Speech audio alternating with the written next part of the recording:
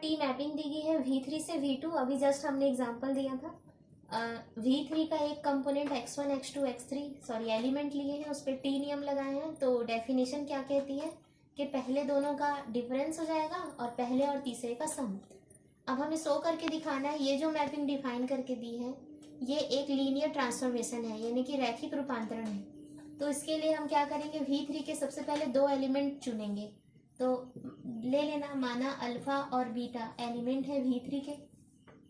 V3 के element हैं तो अपने आप में 3 टपल होंगे। मान लेते हैं x1 है और x2 है और x3 है। उसी तरह बीटा ले लेते हैं हम लोग, y1 y2 और y3।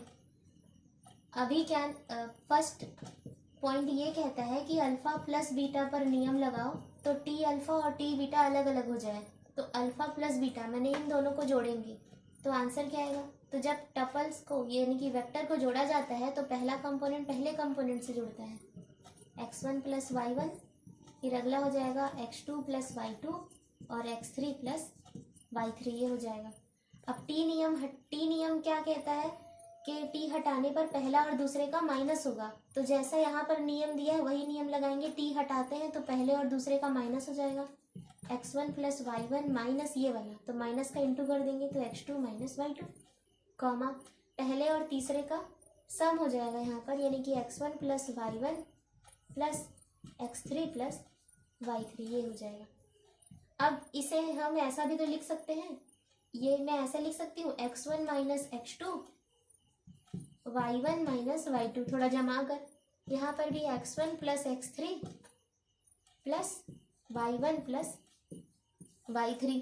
अब इसको मैं ऐसा भी तो लिख सकती हूँ x1 minus x2 comma x1 plus x3, ये एक वेक्टर बना लिए, प्लस y वाले का अलग वेक्टर बना लिए, y1 minus y2 y1 plus y3।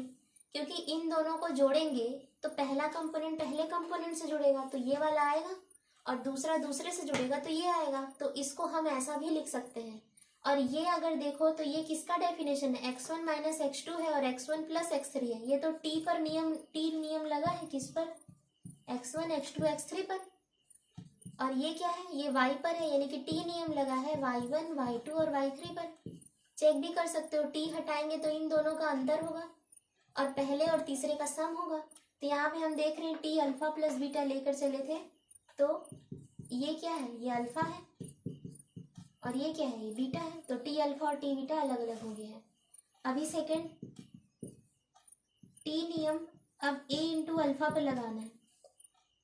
ए क्या है, तो जिस भी फील्ड में ये वेक्टर स्पेस है, जैसे कि ये V3 वेक्टर स्पेस है तो ओवर फील्ड होगा कोई, तो ये फील्ड का ये मेंबर है ए, यानी कि ये अदिश राशि है और ये सदिश राशि है।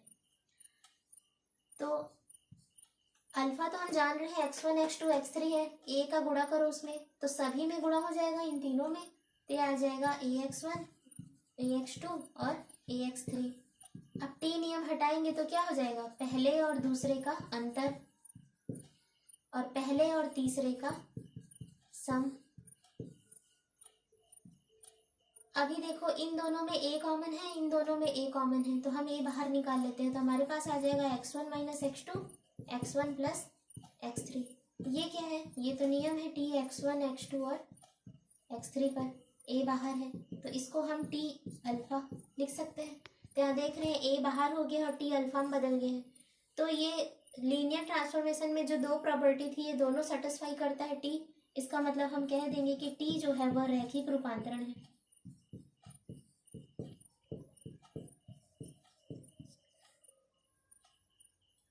देखते हैं रैखिक रूपांतरण के गुणधर्म यानी कि प्रॉपर्टीज और लीनियर ट्रांसफॉर्मेशन।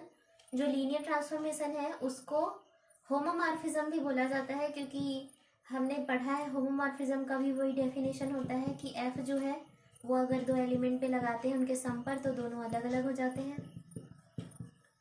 और किसी स्केलर से मल्टीप्लाई करके लगाते हैं जैसे ए भी, तो ये भी अलग अलग हो जाएगा। ये ऐसा टाइप का होता है, स्केलर वगैरह नहीं आता, वहाँ पे दो एलिमेंट होते हैं। तो ये होमोमॉर्फिज्म के जैसे ही है। तो कई बार समाकारिता शब्द यूज करेगा होमोमॉर्फिज्म, तो यहाँ पर इस पूरे यूनिट में होमोमॉर्फिज्म यानी कि रैखिक रूपांतरण लीनियर ट्रांसफॉर्मेशन ही इसको समझना है, ठीक है। तो यहाँ पर दे दिया है कि मान लेते हैं एफ जो है वो यू से वी में कोई रैखिक रूपांतरण है। यू एफ और वी एफ क्या है, यहाँ पर दो वेक्टर स्पेस है, क्योंकि लीनियर ट्रांसफॉर्मेशन जो है, जो मैपिंग है, वो वेक्टर स्पेस पर ही डिफाइन की जाती है। इसका डोमेन भी अपने आप में एक वेक्टर स्पेस होगा और को डोमेन भी अपने आप में वेक्टर स्पेस होगा। पहली प्रॉपर्टी ये कहती है कि एफ ऑफ जीरो जो है वो जीरो डेज के बराबर आता है, जहाँ जीरो और जीरो डेज क्रमशः, देखो एफ नियम किस पे लगाना है हमें, क्योंकि यहाँ पर फंक्शन कैसा है, फंक्शन जो है वो u से v पर गया है, तो f नियम तो u के एलिमेंट में लगेंगे। तो ये जो जीरो है ये u का शून्य सदिश है, और बाद में f नियम लगाने के बाद वो किसके एलिमेंट बन जाएंगे, v के। तो ये जीरो डेज जो है वो f नियम लगाने के बाद प्राप्त हो रहा है, तो ये जीरो डेज किसका है, v का शून्य सदिश है। तो हम यहाँ ले लेते हैं शून्य, और शून्य के ऊपर एक डेश लगा है, ये क्रमशः u तथा v के शून्य सदिश है। शून्य सदिश यानी कि जीरो वेक्टर है, आइडेंटिटी वेक्टर। ये पहली प्रॉपर्टी से प्रूफ करना है, तो इसके लिए हम लेके चलते हैं एक एलिमेंट u का, f जो है वो u से v में रैखिक रूपांतरण है। तो हम एक एलिमेंट लेते हैं अल्फा, अल्फा जो है वो u में बिलोंग करता है, तब इस पर f नियम लगा देंगे, तो ये कहाँ बिलोंग करने लगेगा, v में। और v का शून्य सदिश दिया हुआ है जीरो डेज, लिखेंगे चूंकि शून्य डेज जो है वो v का क्या है, शून्य सदिश है। शून्य सदिश है, जीरो वेक्टर का डेफिनेशन क्या होता है कि इसको किसी भी एलिमेंट के साथ प्लस करो वापस से वो वही एलिमेंट देगा, यही है प्रॉपर्टी। तो v का एक एलिमेंट ले लिए हम एफ अल्फा, इसमें जीरो डेज को प्लस करेंगे तो आंसर एफ अल्फा ही आएगा। थोड़ा और सॉल्व करते हैं इसको। अल्फा किसका मेंबर है, अल्फा जो है वो मेंबर है u का, तो हम u का जीरो वेक्टर, जीरो को अगर इसमें प्लस कर दें तो आंसर अल्फा ही आएगा। जैसे कि अल्फा प्लस जीरो किसके बराबर आता है, अल्फा के बराबर आता है, तो अल्फा को हम अल्फा प्लस जीरो लिख सकते हैं। पहले से दिया हुआ है कि f जो है वो u से v में रैखिक रूपांतरण है, तो रैखिक रूपांतरण है, लीनियर ट्रांसफॉर्मेशन है, तो बाय प्रॉपर्टी ये f अलग अलग हो जाएगा। तो ये हो जाएगा F alpha plus F zero. यहाँ पर v जो है वो प्लस में एक आबेली ग्रुप बनता है, और ये हमें याद रखना है कि एक आबेली ग्रुप बनेगा तो जो कोई भी आबेली ग्रुप है उसमें कैंसिलेशन लॉ होल्ड होता है, लेफ्ट कैंसिलेशन या राइट कैंसिलेशन। तो यहाँ पर एफ अल्फा और एफ अल्फा दोनों राइट साइड में सेम चीजें हैं, तो ये दोनों आपस में कैंसिल हो जाएंगी, यानी कि वाम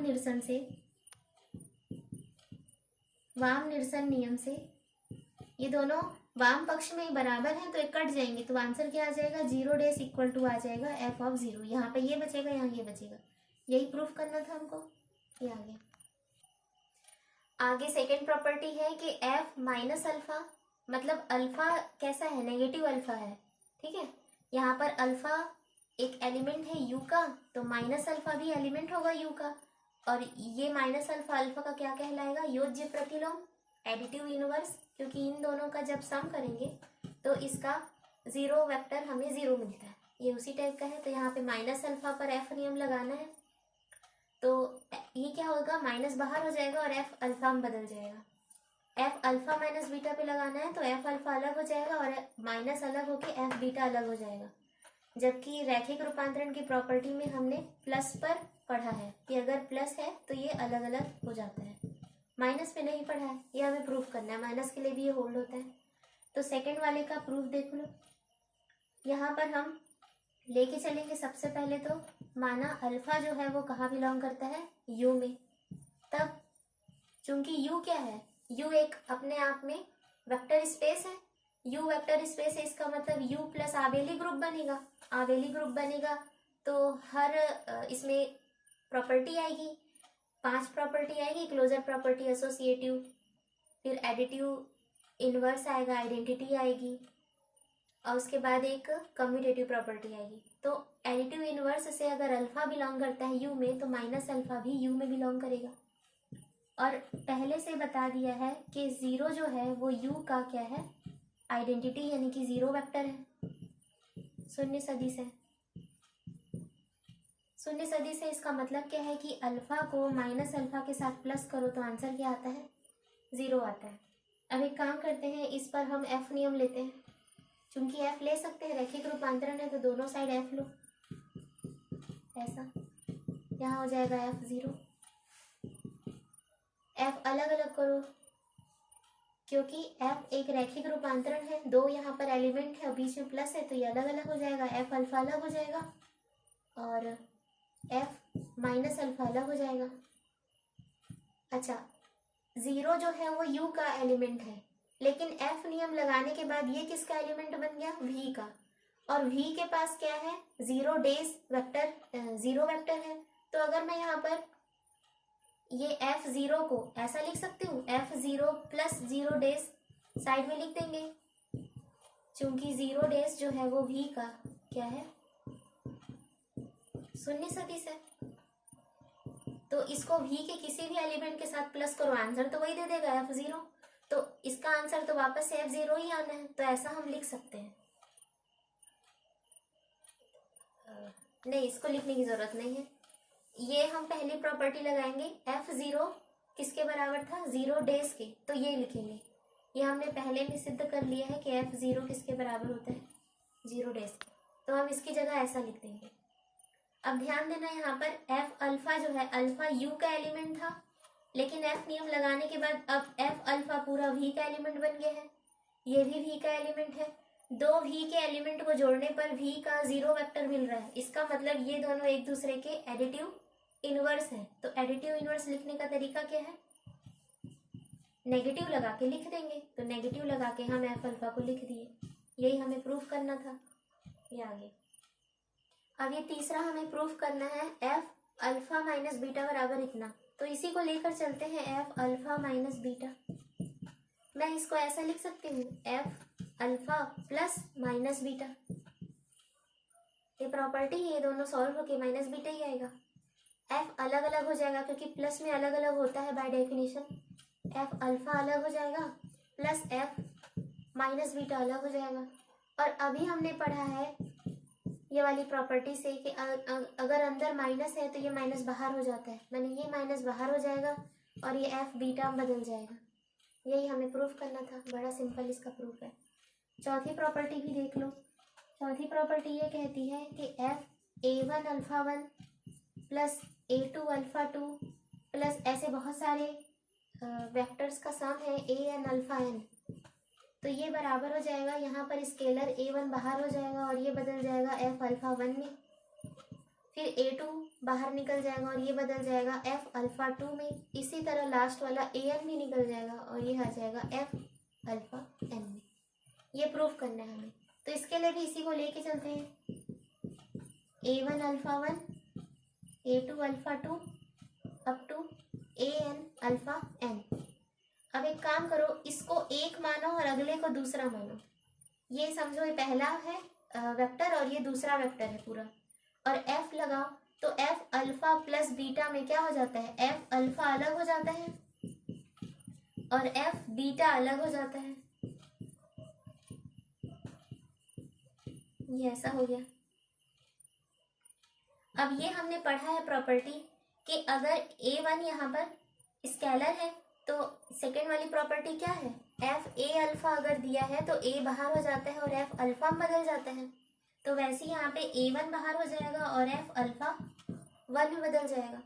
सिमिलरली इसको फिर से, इसको एक वेक्टर मानो और अगले पूरे को दूसरा वेक्टर मानो और फिर से एफ को अलग करो जैसे हमने यहाँ किया है, वैसे ही अलग करोगे तो फिर से ये ए टू बाहर हो जाएगा और एफ अल्फा टू में बदल जाएगा। ये प्रोसेस चलते जाएगा और लास्ट में भी ए एन बाहर निकल के एफ अल्फा एन में बदल जाएगा। यही प्रूफ करना था।